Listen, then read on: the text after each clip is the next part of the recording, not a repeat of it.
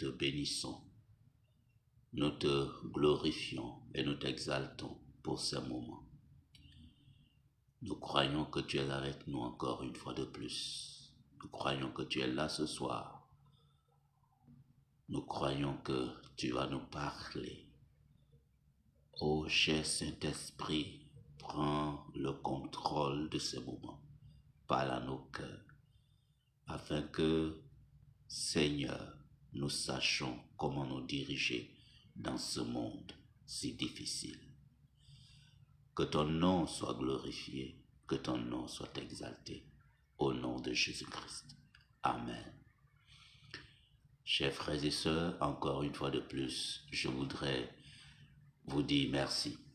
Merci pour votre présence et je crois que ce message va vous trouver en bonne santé pour certains demain matin.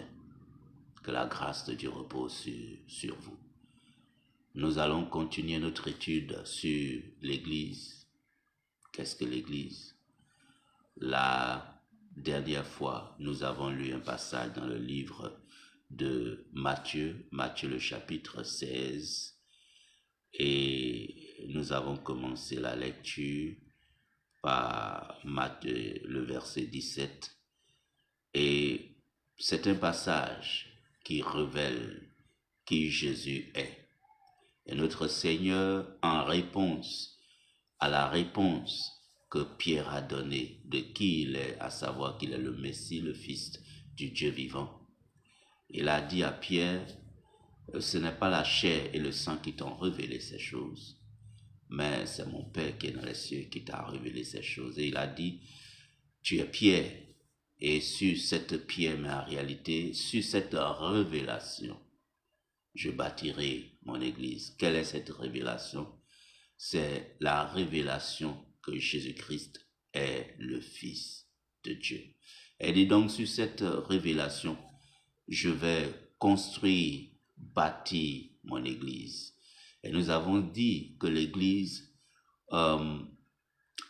le mot église en réalité c'est ecclésia.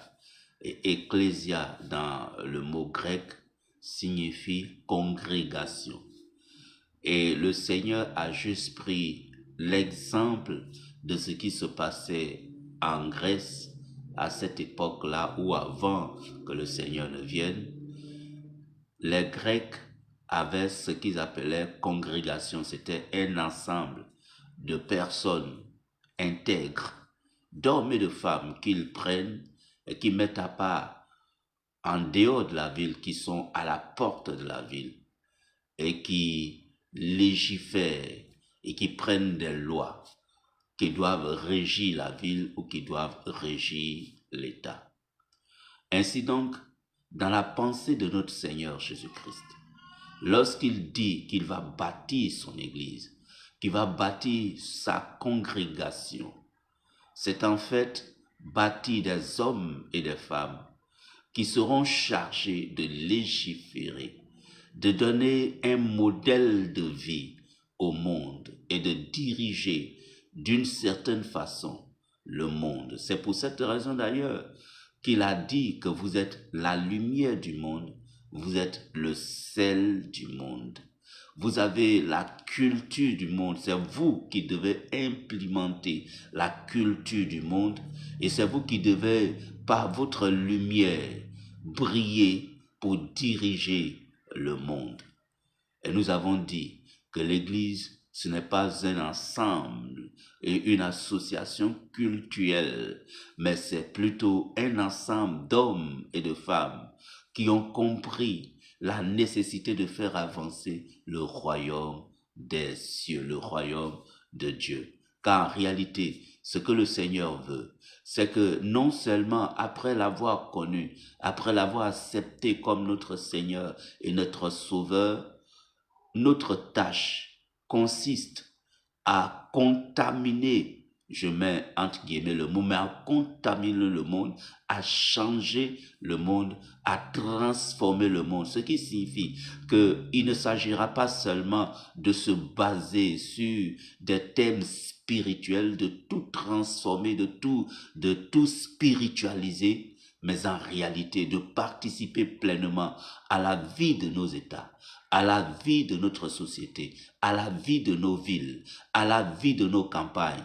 De cette façon-là, notre parole ne sera pas seulement que parole, mais notre parole va produire des effets. Et c'est pour cette raison que Jésus-Christ, avant de partir, il a dit, tout pouvoir m'a été donné dans le ciel et sur la terre. Allez et faites de toutes les nations des disciples. Parce qu'il avait confiance que ceux qu'il laissait sur cette terre comme église, ceux-là, non seulement avaient la capacité de transformer le monde, parce qu'ils sont connectés, ils sont connectés à lui, mais ils sont le reflet de sa personnalité et ils sont capables de diriger les affaires du monde. Bien entendu, il y aura des gens qui vont contester ce que je suis en train de dire, mais en réalité, il faut bien comprendre ceci. La pensée première du Seigneur, c'est que nous soyons capables d'être des modèles sur lesquels les gens prennent des exemples pour pouvoir justement diriger les affaires du monde. Mais aussi d'être des gens qui participent pleinement à la vie de la société pour transformer cette société-là. Et c'est là que nous avons failli. Et je disais la dernière fois que nous avons une politique de sortie en tant que chrétiens, c'est-à-dire nous devenons chrétiens, nous nous efforçons à maintenir notre flamme chrétienne, nous spiritualisons tout, nous restons en vase clos dans une église bien précise, et puis nous attendons le retour du Seigneur Jésus-Christ. Ce n'est pas de cette façon que le Seigneur voyait ces choses, ce n'est pas de cette façon que le Seigneur voit les choses. De telle sorte qu'aujourd'hui, lorsque par exemple, il y a un problème, on nous a classés dans la catégorie de la religion, mais nous ne sommes pas des religieux. Christ n'est pas venu pour créer une religion. Christ est venu pour créer des hommes et des...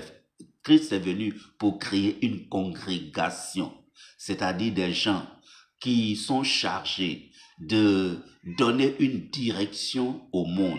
C'est pour ça, encore une fois de plus, que dans Matthieu 28, le verset 18, et jusqu'en bas, il a dit d'aller faire de toutes les nations des disciples.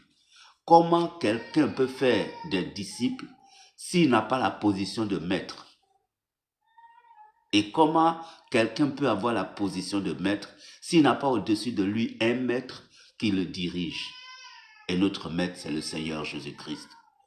Il veut faire de nous des maîtres, ou du moins il a fait de nous des maîtres pour que, en retour, nous puissions faire des disciples qui lui appartiennent en réalité. Ce que je suis en train de dire est très important. Et je voudrais qu'on marque cela et qu'on comprenne cela.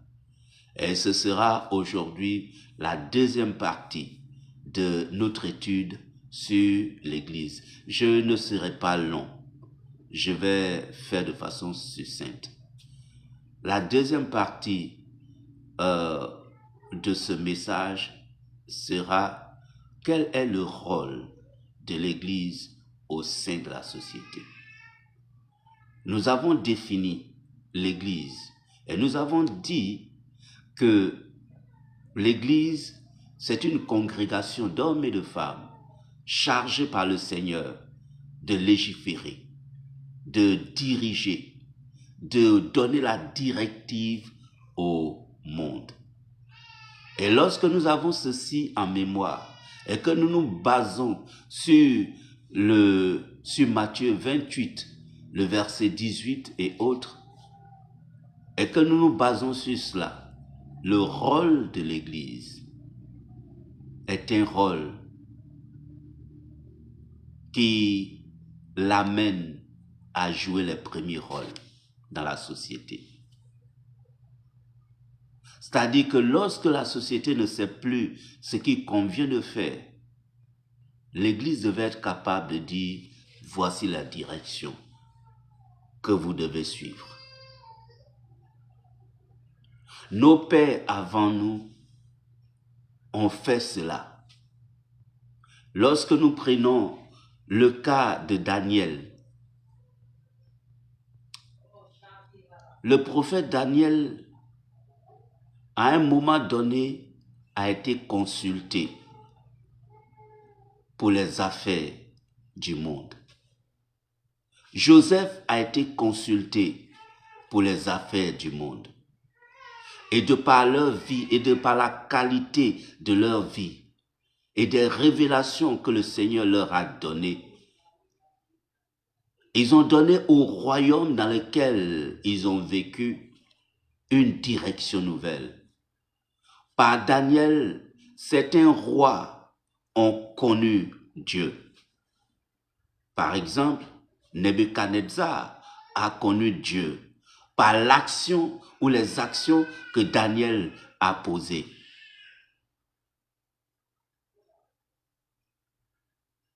Par Joseph, le royaume d'Égypte a été transformé en un royaume prospère. Par Moïse, Dieu a démontré son pouvoir et sa puissance aux Égyptiens. Bien-aimés, nous ne sommes pas des êtres inutiles dans cette société. Nous ne devons pas être une église que l'on considère comme une nuisance dans ce monde. Parce qu'au bout du compte, ce qui se passe malheureusement, c'est que les hommes qui ne connaissent pas le Seigneur Jésus-Christ, et lorsqu'ils regardent leur vie et ils regardent la vie de l'Église, ils se disent qu'ils n'ont rien à nous envier. Et c'est pour cette raison d'ailleurs qu'il y a une expression qui dit tu es pauvre comme un rat d'église. Parce que nous n'avons rien à proposer au monde, à part le fait que nous pouvons nous réunir, et nous pouvons chanter, nous pouvons danser. Et l'image que le monde a de nous, c'est une image de gens, d'hommes et de femmes qui passent leur temps à danser et à chanter. Bien entendu, ce côté spirituel est d'une importance capitale. Mais lorsque nous vivons dans une société, que nous ne sommes pas capables d'influencer cette société, de transformer cette société à l'image de Christ, il y a problème. Parce que ce que le Seigneur fait, c'est que lorsqu'il regarde le monde et qu'il veut agir dans le monde, c'est d'abord l'Église qu'il regarde. Nous avons vu l'exemple du Seigneur avec Abraham lorsqu'il a décidé de détruire Sodome et Gomorrhe. La première personne à qui il s'est adressé, comme s'il voulait demander une certaine permission, c'est Abraham. Il dit, je ne vais rien te cacher, je vais détruire Sodome et Gomorrhe. Le péché qui est à Sodome et Gomorrhe est venu jusqu'à moi. Donc, j'ai décidé de détruire Sodome et Gomorrhe. Et Abraham a commencé à parlementer avec le Seigneur.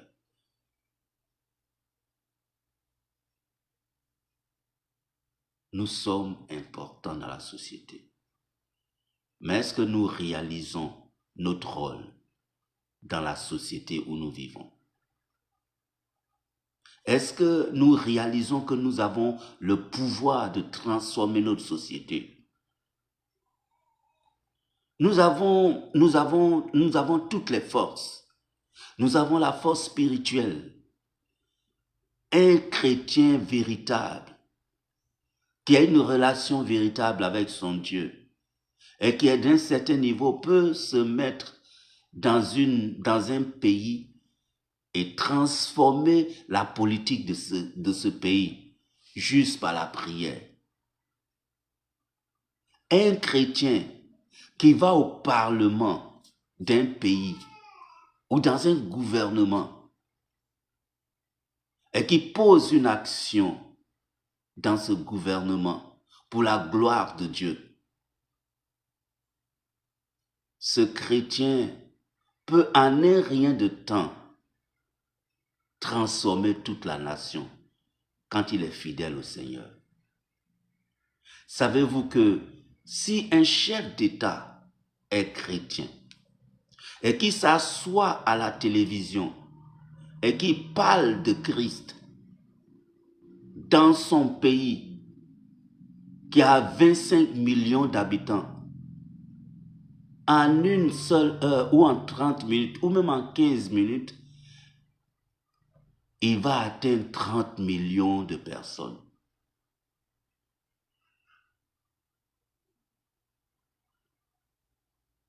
Qu'est-ce que je veux dire par là? Je veux dire qu'en tant qu'Église de Dieu, nous avons un rôle primordial à jouer dans la société. Deuxièmement, que lorsque nous développons le côté spirituel de notre vie chrétienne, nous devons aussi développer le côté social de notre vie chrétienne. Être capable de participer aux actions de la société. Nous ne devons pas vivre en marge de notre société. J'irai même plus loin. Lorsqu'il y a des élections, il faut que les chrétiens soient capables d'avoir des candidats à la députation, par exemple, d'avoir des candidats dans les mairies, d'avoir des candidats à la présidence. C'est une honte de voir qu'en tant que chrétiens, nous sommes en train de chercher un par un pour nous diriger. Où les gens disent, oh, le chrétien ne doit pas faire de la politique. Bien-aimé, il ne s'agit pas de vous, il ne s'agit pas de moi, mais il s'agit du royaume. Quelle stratégie nous avons pour gagner le plus grand nombre de personnes à Jésus-Christ? Tout le monde ne peut pas être Kangouka. Or, tout le monde ne peut pas être le pasteur Mohamed Sanogo. Tout le monde ne peut pas être Bonké, Renard Bonké. Nous pouvons être dans des positions où nous allons amener des hommes et des femmes à la connaissance du Seigneur.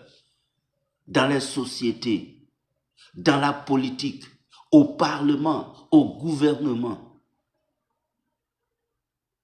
Il doit y avoir des apôtres qui vont, non pas pour leurs besoins personnels, mais qui n'ont même pas besoin de parler. Leur vie doit apporter la transformation.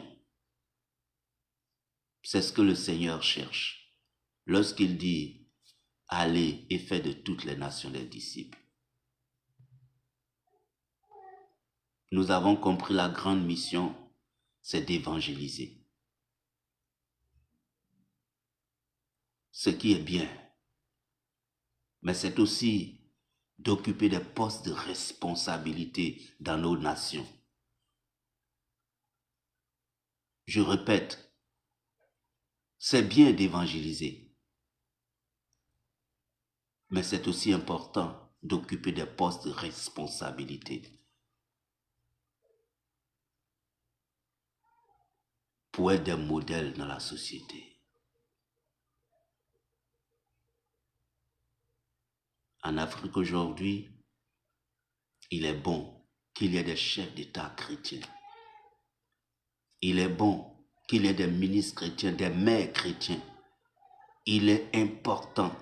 Mais lorsque je dis des ministres chrétiens, des maires chrétiens, je ne parle pas des gens qui vont venir faire des simulacres de chrétienté et qui vivent dans le désordre le plus total, qui sont corrompus. Je parle des gens intègres, qui ont la crainte de Dieu, qui ont été formés comme les apôtres ou comme les pasteurs, normalement dans nos églises, on doit pouvoir avoir des cellules où les gens pensent à cela. Comment on peut prendre une nation?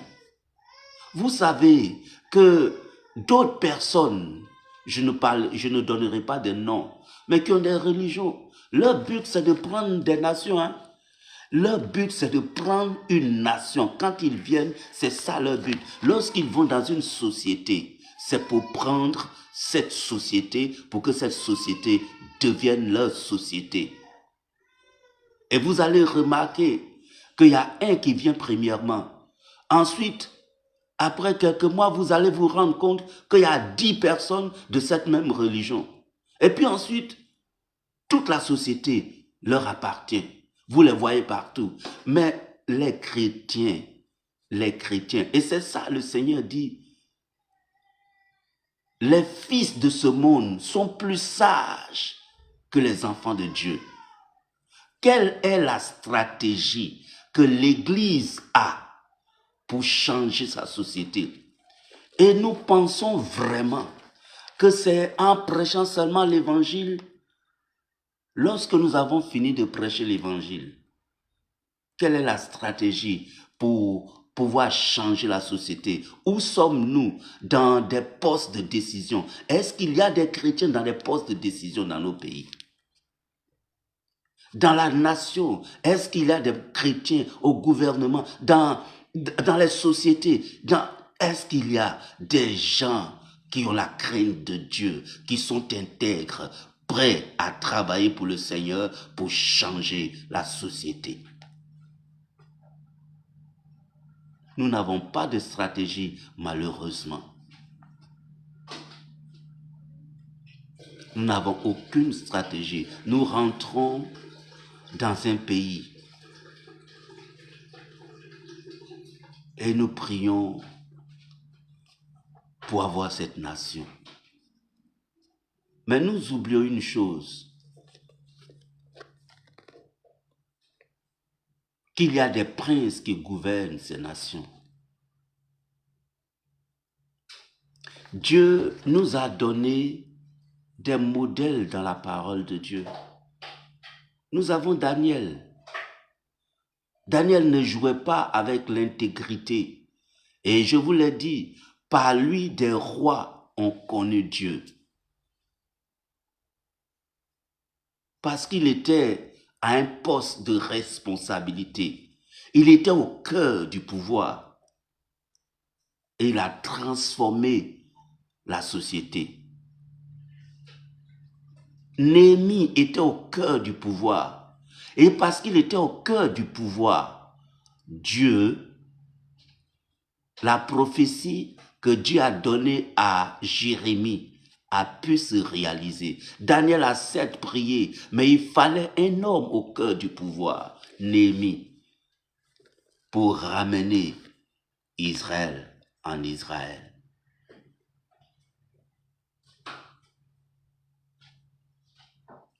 Et je vais encore vous choquer. Si Joseph d'Arimathée n'était pas là, Jésus allait rester à la croix. Et la prophétie d'Ésaïe n'allait pas se réaliser. On a mis son tombeau parmi les riches. Mais parce que Joseph d'Arimathée était un homme d'influence, il était conseiller et il était connu de Pilate. C'est-à-dire qu'il était au cœur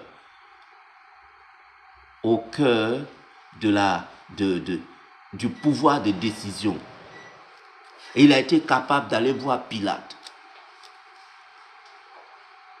pour pouvoir prendre le corps du Seigneur afin que la prophétie se réalise. Alors que pendant ce temps, tous ceux qui étaient spirituels, qui ont vécu avec le Seigneur pendant 3 ans, avaient tous fui.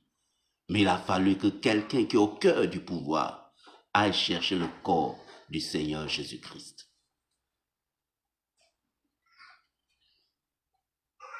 Quelle est notre stratégie en cette fin de siècle où le Seigneur est à la porte pour prendre les nations, pour faire des nations des disciples. Vous savez, cette parole si claire que le Seigneur a donnée, parce qu'on est paresseux, on n'arrive pas à comprendre, certains ont modifié complètement en disant c'est pour faire des disciples dans les nations. Non, c'est pas ce que le Seigneur a dit. Il dit de faire des nations des disciples. Et on a même accepté que le nom religion soit collé à nous.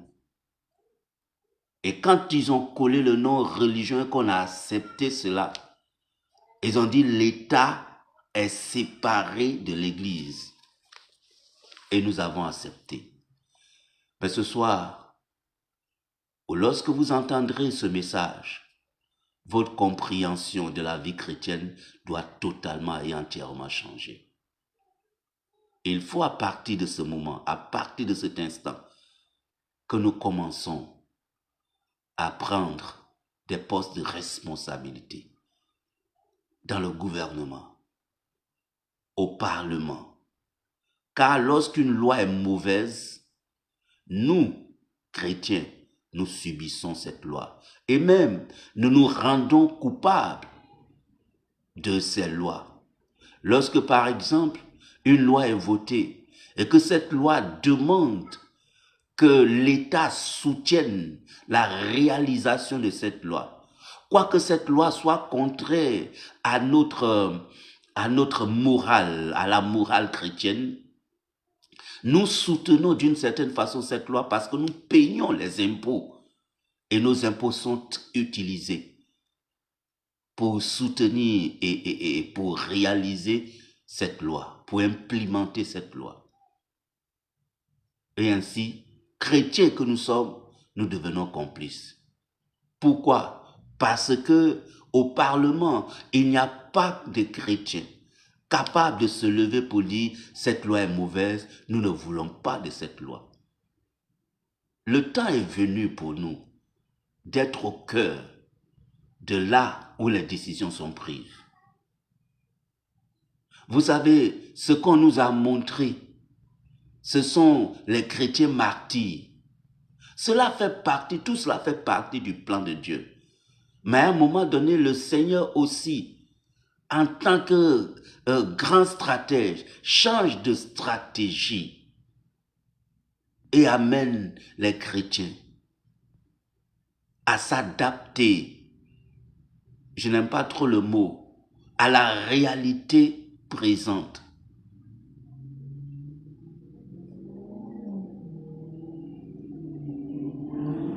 J'ai dit que je ne serai pas long.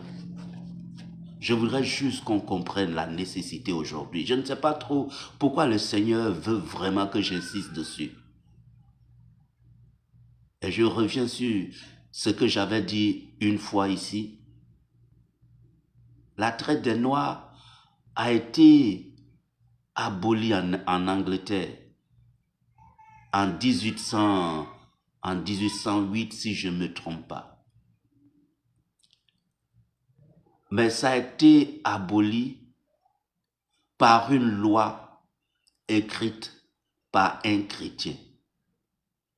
Tandis que les pasteurs, les chrétiens priaient et ils faisaient des pétitions, il a fallu qu'un homme du nom de William Wilberforce se trouve au Parlement pour faire un projet de loi. Et les chrétiens avaient tellement bien compris, ils ont dit à William Wilberforce, tu es notre porte-voix au gouvernement ou au Parlement. Nous allons prier, mais tu vas traduire notre prière au Parlement. Et c'est ce qu'il a fait. Et cette loi est passée. Quelle est notre stratégie? Nous voyons tout ce qui est en train de se faire dans notre pays, en Côte d'Ivoire, en Afrique notamment. Quelle est la stratégie des chrétiens pour pouvoir prendre les pays? Dieu nous a donné son autorité. Le Saint-Esprit est en nous. Il déploie ses anges lorsque nous lui demandons.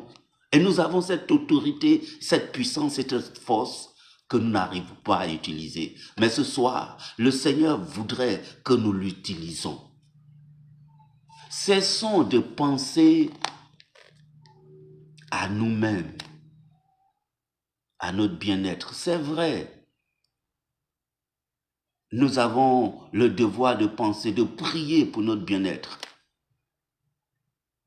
Mais à l'heure où nous sommes, le temps est avancé et nous avons besoin de changement. Changeons de stratégie. Prenons les postes de responsabilité. Envoyons des députés au Parlement. Envoyons des chefs d'État à la tête des nations, des hommes intègres qui ont la crainte de Dieu. En fait, envoyons des apôtres à la tête des nations.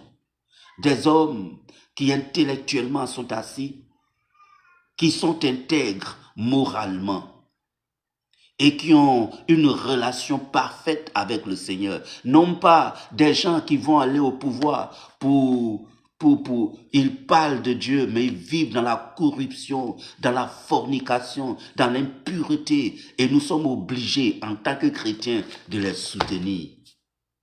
Oh, s'il y a des gens qui craignent Dieu, mais qui n'ont pas encore connu le Seigneur, mais qui ont une perception de la transformation nécessaire dans les nations, qui aiment le peuple, nous pouvons soutenir ces hommes en faisant en sorte qu'ils se donnent au Seigneur.